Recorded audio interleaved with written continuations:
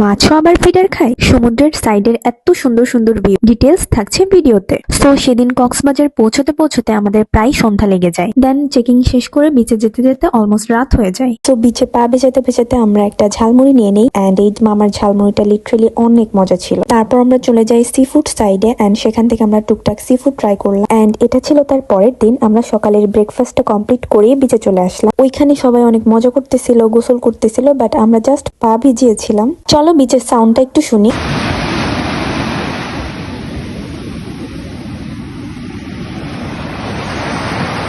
I think সামনাসামনি না শুনলে অ্যাকচুয়ালি রিলেট করা মুশকিল। তারপর একটু রেস্ট নেওয়ার জন্য ঘন্টা চুক্তিতে একটা ছাতা ভাড়া নিয়ে নিই, যেটা ওদের লোকাল ভাষায় বলা হয়ে থাকে কিটকট। তো সেখানে বসে বসে সুন্দর সুন্দর ভিউ এনজয় করতে থাকি। অ্যান্ড যেহেতু পাশেই এয়ারপোর্ট, তাই সমুদ্রের উপর দিয়ে একটু পরপরই প্লেন উড়ে যায়। তো যাই হোক, দুপুর টাইমে দুপুরের লাঞ্চ কমপ্লিট করে আমরা ইনানির দিকে রওনা হয়ে যাই। এন্ড যেতে যেতে মেরিন রোডের এত সুন্দর সুন্দর ভিউ দেখে জাস্ট মাশাল্লাহ মাশাল্লাহ, কত সুন্দর। রোডের এক সাইডে সমুদ্র, এক সাইডে পাহাড়, মানে একই সাথে আপনি দুটো জিনিসেরই ভিউ নিতে পারবেন। তো ইনানিতে যেতে যেতে আমরা একটু হিমছড়ির দিকে গেলাম। সেখানে যেয়ে টুকটাক ছবি তুলতেছিলাম, ভিডিও করতেছিলাম। এন্ড ওখানে উঠতে যেয়ে একদম অবস্থা খারাপ, কারণ অনেক উঁচু একটা সিঁড়ি পার হয়ে ওঠা লাগে। ভিডিওটি আর বেশি লেন্দি করবো না, ভিডিওর বাকি ডিটেলস থাকছে নেক্সট ভিডিওতে। টিল দেন টেক কেয়ার, আল্লাহ হাফিজ, বাই।